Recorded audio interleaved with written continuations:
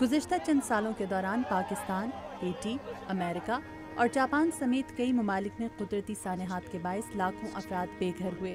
Washington کی George town university سے منسلک این پیٹرسن کے مطابق عارضی پناہ گاہوں میں زندگی بسر کرنے پر مجبور افراد کے لیے بنیادی مسئلہ پینے کے صاف پانی اور طبی ضروریات تک رسائی کا فقدان ہے۔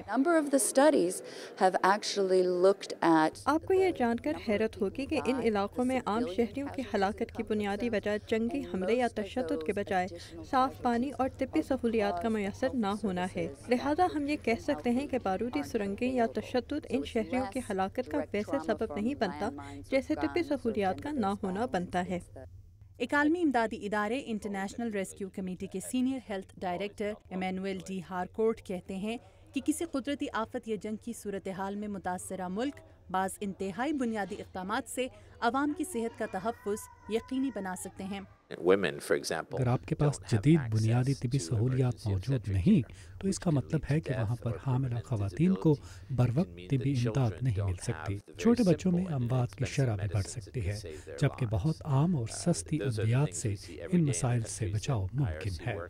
طبی ماہرین کہتے ہیں کہ قدرتی سانحات یا علاقائی تنازعوں کی وجہ سے بے گھر ہونے والوں کو طبی امداد فراہم کرنا امدادی اداروں کے ساتھ حکومتوں کی بھی اولین ترجیح ہونی چاہیے، تاکہ کسی ناگہانی سے مجبور اپنا گھر چھوڑنے والوں کو کسی معمولی بیماری کے ہاتھوں اپنے پیاروں سے محروم نہ ہونا پڑے۔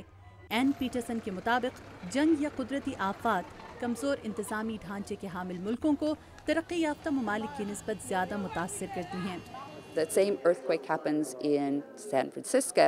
اگر پاکستان جیسا زلزلہ سان فرانسسکو میں آیا ہوتا تو اس سے کم تباہی ہوتی اور صحت کے حوالے سے بھی کم نقصان ہوتا۔ ترقی پذیر ممالک میں آنے والی کوئی بھی قدرتی تباہی زیادہ نقصان پہنچاتی ہے، جس کی ایک اور مثال ہیٹی ہے۔ ماہرین کا خیال ہے کہ کسی قدرتی آفت یا جنگ کی صورت میں بے گھر ہونے والے افراد کو درپیش طبی مسائل کسی نہ کسی سطح پر پہلے سے موجود ہوتے ہیں، لیکن حفظان صحت کی سہولتوں تک رسائی کا نہ ہونا انہیں کئی گنا پیچیدہ بنا دیتا ہے۔